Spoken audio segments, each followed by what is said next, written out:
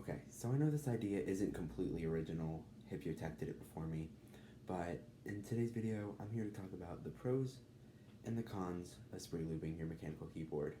Hi, my name is Tropic Types. Welcome back to another video where we talk about the mysterious world of spray lubing your mechanical keyboard. So, you've probably heard a lot of things if you watch Wildcat's videos. Go check him out. He's a really great YouTuber. You probably know a bit about spray lubing. Like, a lot of YouTubers have done it, such as like I said, Wildcat, Switch and Click, Tech, all those people that you probably know if you're into mechanical keyboards. But there is a downside to spray lubing if you watch some other videos that people have done, like the fact that it breaks your keyboard. So what I mean by it breaking your keyboard is that the connectors inside of the switch will get corroded, or there'll be like a layer of like the lube on it, and it won't register when you actuate the switch, which is when the two connectors connect, obviously. And it just won't register it as a key press, which obviously is a big deal because that's basically what a keyboard is for.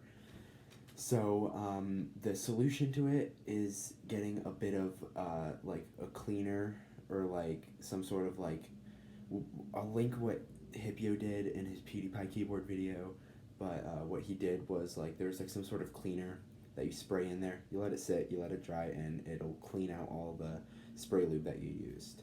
Now, for some videos you see it working perfectly fine, and that's mainly Wildcat's videos.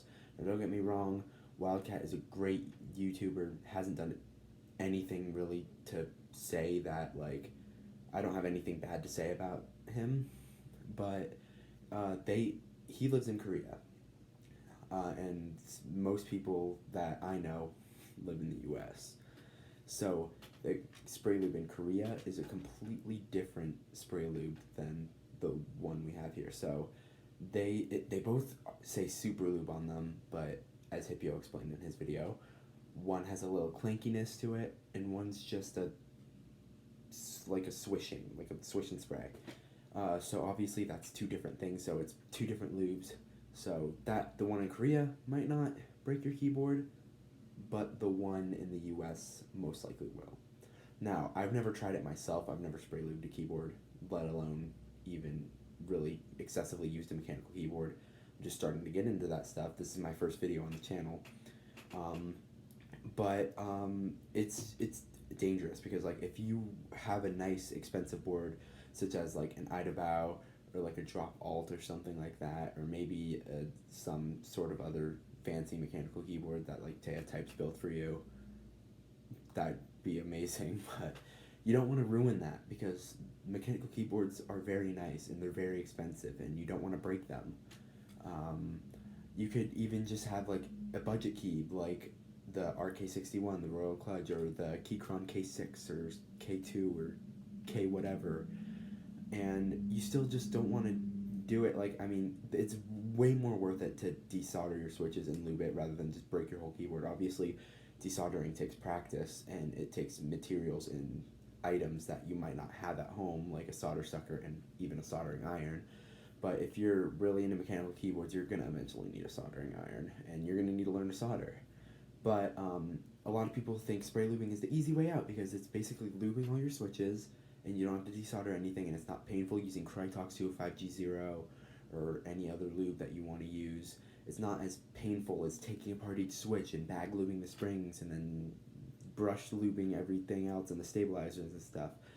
But what you got to understand is a lot of people who use spray lube and it works is like they either live in Korea like Wildcat, I've mentioned that excessively during this video, or they found a way to make it work, and it doesn't break your keyboard 100% of the time, but it will eventually damage it. So I wouldn't recommend spray lubing. Now, the pros of it is that it's quick, it's easy, and that's basically the only pros I can think of, because it breaks your whole board, and that's not a pro at all, because if you're willing to invest a bunch of money or in a bunch of time into a keyboard, like if you built a custom one, you're not going to want to get rid of that. You're not going to want to throw that all in the garbage because you worked hard for that. So basically the moral of the story is don't spray lube your switches unless you're Wildcat. And yeah. If you enjoyed this video, please hit the subscribe button down below. I don't know why I said done. Subscribe button down below. It really helps me out. Let's see if we can try to hit some amount of subscribers soon, because this is literally my first video. So thank you guys so much for watching. If you enjoyed, just like the video, tell your friends about it. Links to what I use is down in the description.